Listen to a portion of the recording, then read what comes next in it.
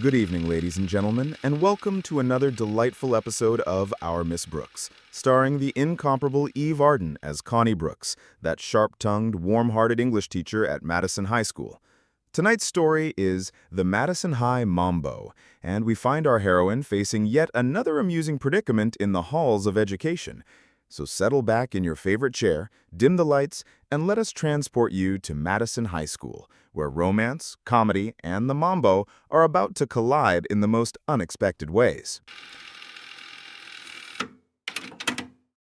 You know, there are days when teaching high school English feels like conducting a symphony orchestra where half the musicians are playing kazoos and the other half are asleep. But then there are days like today, when Principal Osgood Conklin announces that Madison High will be hosting its first annual spring dance competition, featuring the latest dance craze sweeping the nation, the mambo. Suddenly, Shakespeare takes a back seat to cha-cha-cha, and I find myself wondering if perhaps I should have gone into library science after all. At least books don't wriggle their hips at you. The morning started innocently enough. I was explaining the finer points of iambic pentameter to my third period class when Walter Denton, that lovable but scatterbrained student of mine, burst through the classroom door like a tornado with sneakers. Miss Brooks, did you hear the news? Principal Conklin just announced over the loudspeaker that we're having a dance competition. And get this, the winning couple gets $50 and their picture in the Madison Herald. Walter's enthusiasm was infectious, though his timing, as usual, left something to be desired. The entire class immediately forgot about Shakespeare's sonnets and began buzzing with excitement about dance steps and potential partners. I watched as my carefully planned lesson dissolved faster than sugar in rain. "Now, class," I said, trying to regain some semblance of order, "I'm sure this dance competition will be wonderful, but we still have Romeo and Juliet to discuss." But it was hopeless. 16-year-old minds had already wandered off to visions of spotlight dances and romantic twirls. Just then, the classroom door opened again, and in walked Philip Boynton, our dear biology teacher and the object of my not-so-secret affections. Philip has many wonderful qualities. He's kind, intelligent, and has a way with both frogs and formaldehyde that's quite admirable. However, when it comes to romance, he has all the forward momentum of a glacier in winter. "Oh, hello, Connie," Philip said, adjusting his glasses nervously. "I hope I'm not interrupting anything important." "Important? Only my entire lesson plan and what remained of my sanity. But who's counting?" "Not at all, Philip. We were just discussing the passionate romance between Romeo and Juliet." I gave him what I hoped was a meaningful look, but Philip seemed more interested in the terrarium he was carrying than in picking up any romantic hints. "Actually, I wanted to ask you about this dance competition. I was wondering if you might consider, that is, would you possibly—" Philip's face turned the most charming shade of pink as he struggled to form a complete sentence.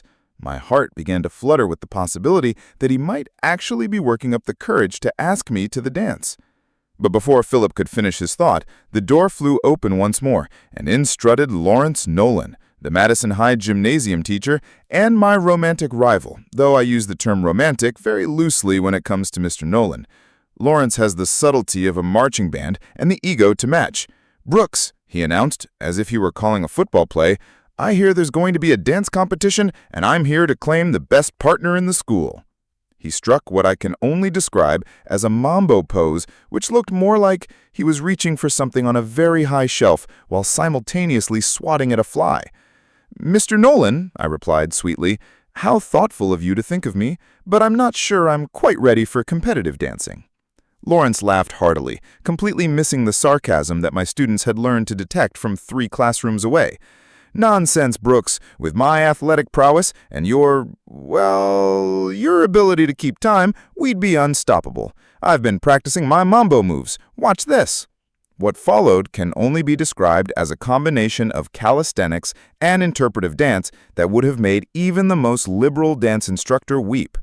Poor Philip clutched his terrarium tighter and looked as if he might bolt for the door at any moment. "That's very energetic, Mr. Nolan," I managed, trying to spare Philip from any further assault on his sensibilities. "I think you should save your energy for the actual competition." But Lawrence was just getting warmed up. "I've been studying all the latest dance magazines, Brooks. Did you know that the mambo originated in Cuba? It's all about passion and rhythm and—" He began another demonstration that looked like a cross between a military drill and a seizure. The students were now openly giggling, and I noticed that even Philip was trying to hide a smile behind his terrarium. Just then, Mrs. Margaret Davis, our stern but secretly soft-hearted landlady, appeared in the doorway. Mrs. Davis has an uncanny ability to show up at the most inopportune moments, usually when I'm about to do something that might be considered even remotely fun or spontaneous. "Miss Brooks," she said in her most disapproving tone, "what exactly is going on in here? I could hear the commotion from the principal's office." I quickly explained about the dance competition and Lawrence's impromptu mambo lesson, though I tried to make it sound more educational than it actually was. Mrs. Davis surveyed the scene with the expression of someone who had just discovered termites in her foundation. "A dance competition? At Madison High School? In my day, students learned proper ballroom dancing, the waltz, the foxtrot, civilized dances that didn't require gyrations." She fixed Lawrence with the look that could freeze boiling water. "Mr. Nolan, I believe the gymnasium is the appropriate place for your athletic endeavors." Lawrence, for all his bluster, knew better than to argue with Mrs. Davis. He sheepishly gathered what remained of his dignity and headed for the door, but not before calling over his shoulder, "Think about it, Brooks. We could be the Fred Astaire and Ginger Rogers of Madison High." After Lawrence's dramatic exit, Philip finally found his voice again. "Actually, Connie, what I was trying to ask earlier was whether you might help me learn to dance. You see, I've never been much good at it, and I thought perhaps if we practiced together—" My heart did a little mambo of its own. Could it be that shy, sweet Philip was finally making a romantic gesture? "I'd be delighted to help you, Philip," I said, trying not to sound too eager. "We could start with something simple, perhaps a basic foxtrot." Philip's face lit up like a Christmas tree. "That would be wonderful. I was hoping to ask someone special to the dance, and I wanted to make sure I wouldn't embarrass myself too badly." Someone special. My romantic radar went into overdrive. Could Philip finally be ready to take our relationship beyond discussions of cellular division and plant biology? We arranged to meet in the gymnasium after classes for our first dance lesson, and I spent the rest of the day in a happy haze, imagining Philip sweeping me across the dance floor in a romantic waltz. Of course, I should have known better than to expect anything involving Madison High School to go smoothly. That afternoon, I arrived at the gymnasium to find it already occupied by what appeared to be half the student body, all attempting to learn various Latin dance steps from a book someone had checked out of the library.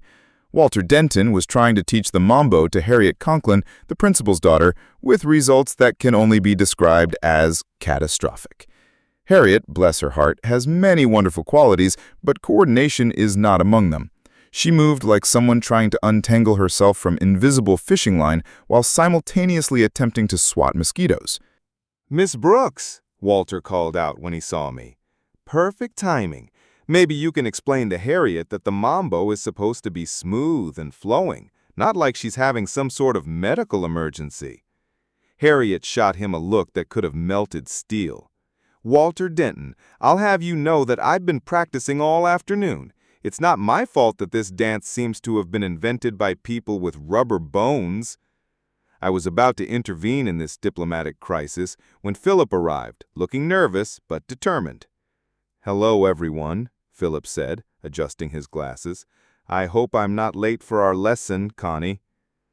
The students immediately gathered around us like we were about to perform some sort of scientific experiment, which, given Philip's usual activities, wasn't entirely unreasonable. "Not at all, Philip," I replied, leading him to a relatively clear space on the gymnasium floor. "Now, let's start with something basic. The foxtrot is really just a matter of slow, slow, quick, quick." I demonstrated the basic steps, and Philip watched with the same intense concentration he usually reserved for examining specimens under a microscope. Philip took my hand with the delicacy of someone handling nitroglycerin, and we began to move through the basic foxtrot steps. At first, he was so focused on not stepping on my feet that he forgot to actually dance, resulting in a sort of mechanical shuffle that resembled a robot in need of oil. But gradually, as he relaxed, Philip began to find the rhythm, and I was pleasantly surprised to discover that he was actually quite graceful when he wasn't overthinking every movement. "You're doing wonderfully, Philip," I encouraged, and I meant it. There's something rather charming about a man who approaches dancing with the same methodical care he brings to everything else. We were just beginning to find our groove when the gymnasium doors burst open and in marched Principal Conklin, looking like a general inspecting troops before battle. "What is the meaning of this dance hall atmosphere in my school gymnasium?" he demanded, his voice echoing off the walls like thunder. The students scattered like leaves in a windstorm, leaving Philip and me standing alone in the middle of the floor like two people caught raiding the cookie jar. "Principal Conklin," I said, trying to sound professional while still holding Philip's hand, "we were just practicing for the dance competition that you announced this morning." Conklin's expression softened slightly, though he still looked like he was trying to solve a particularly difficult mathematics problem. "Ah, yes, the competition. Well, I suppose practice is necessary, though I do hope we can maintain some level of decorum and dignity." Just then, Lawrence Nolan burst through the doors like he was making an entrance at Carnegie Hall. "Conklin, just the man I wanted to see. I've been perfecting my mambo technique, and I think you should know that Brooks and I are going to win this competition hands down." He immediately launched into another one of his interpretive dance demonstrations, this time incorporating what I can only assume were elements of volleyball and military marching. Principal Conklin watched with the expression of a man who was seriously reconsidering his career choices. "Mr. Nolan," he said slowly, "while I appreciate your enthusiasm, I'm not sure that what you're doing can technically be classified as dancing." But Lawrence was unstoppable. "This is authentic Cuban mambo, Conklin. I've been studying. He grabbed my hand and attempted to spin me in what I can only assume was meant to be a romantic flourish, but felt more like being caught in a washing machine during the spin cycle. Poor Philip watched this display with growing dismay, and I could see him retreating into his usual shell of scientific observation and social discomfort. This would not do at all. I managed to extricate myself from Lawrence's enthusiastic but dangerous embrace and returned to Philip's side. "Actually, Mr. Nolan, Philip and I were just working on our routine for the competition. Perhaps you could find another partner to practice with." Lawrence looked genuinely shocked, as if the possibility that I might choose someone else had never occurred to him. "But Brooks," he protested, "we're perfect together. You're..." He struggled to find the right words, which was probably for the best, considering his usual approach to romance. "I'm sure you'll find a wonderful partner, Mr. Nolan, but Philip asked me first." This wasn't entirely true, since Philip had never actually asked me to be his partner, but sometimes a girl has to take romantic initiative into her own hands. Philip looked surprised, but pleased. Yes, I suppose I didn't I?" He straightened his shoulders with newfound confidence. "Connie, would you do me the honor of being my partner for the dance competition?" My heart did another little mambo. "I would be delighted, Philip," and I meant every word. We resumed our foxtrot practice, and this time Philip seemed more relaxed, more confident. There's something to be said for a man who learns to dance the way he approaches everything else, with careful attention, patience, and genuine effort. The rest of the week passed in a whirlwind of after-school dance practice sessions. Philip proved to be a surprisingly quick learner, and soon we had progressed from the basic foxtrot to a rather elegant waltz and even a simple rumba. Lawrence continued to pursue other potential partners with his unique brand of athletic romance, finally settling on Miss Enright from the Home Economics Department, who seemed to appreciate his energetic approach, or at least was too polite to run away screaming. The night of the competition arrived with all the excitement and chaos you could expect from a Madison High School event. The gymnasium had been decorated with crepe paper streamers and Japanese lanterns, transforming it from a place of athletic torture into something resembling a ballroom if you squinted and used your imagination. The entire community had turned out for the event, including Mrs. Davis, who sat in the front row with the expression of someone attending a medical procedure. As Philip and I took our place among the competing couples, I felt a mixture of nervousness and excitement that I hadn't experienced since my first day of teaching. Philip looked distinguished in his best suit, his hair neatly combed and his glasses gleaming under the gymnasium lights. "Are you ready for this, Connie?" he asked, taking my hand with a confidence I'd never seen in him before. "As ready as I'll ever be," I replied, squeezing his hand reassuringly. Principal Conklin took the microphone to announce the beginning of the competition, and the first few couples took the floor for the foxtrot round. We watched as Walter and Harriet attempted their routine, which looked more like an elaborate wrestling match than a dance, but their enthusiasm was undeniable. Lawrence and Enright performed a mambo that resembled a combination of aerobic exercise and synchronized swimming, earning enthusiastic applause from the audience, though I suspect it was more for their courage than their technique. Finally, it was our turn. As the band struck up a gentle waltz, Philip led me onto the floor with a grace that surprised everyone, including myself. We moved together as if we'd been dancing for years, not days, and I found myself forgetting about the competition, the crowd, and even my usual tendency to overthink everything. For those 3 minutes, it was just Philip and me moving together in perfect harmony to the sweet strains of the Blue Danube. When the music ended, the gymnasium erupted in applause, and I saw genuine surprise and admiration in the faces of our colleagues and students. Philip's face was flushed with pride and accomplishment, and I realized that this quiet, methodical man had just revealed a side of himself that none of us had ever suspected existed. "That was wonderful, Philip," I whispered as we left the floor, and the smile he gave me in return was worth more than any competition prize. As it turned out, we didn't win the competition. That honor went to a couple from the senior class who performed a spectacular mambo that would have made even Lawrence Nolan proud. But as Philip walked me home under the stars that evening, I realized that sometimes the best prizes aren't the ones that come with ribbons and newspaper photographs. Sometimes the best prize is discovering something new and wonderful about someone you thought you already knew completely.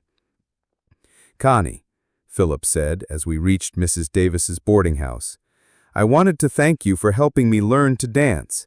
It meant more to me than you might realize." He paused, gathering his courage. "I was wondering if perhaps we might continue our dancing lessons, not for competition, just for the pleasure of it." I smiled up at him in the moonlight, feeling happier than I had in months. "I think that's a wonderful idea, Philip. After all, we're just getting started." And so ended another adventure in the life of Connie Brooks, English teacher, amateur dance instructor, and hopeless romantic. Sometimes the most unexpected moments teach us the most important lessons about ourselves and the people we care about. Until next time, this is your host reminding you that life, like dancing, is best enjoyed when you're willing to take a few chances, make a few mistakes, and keep moving to the music even when you're not quite sure of the steps.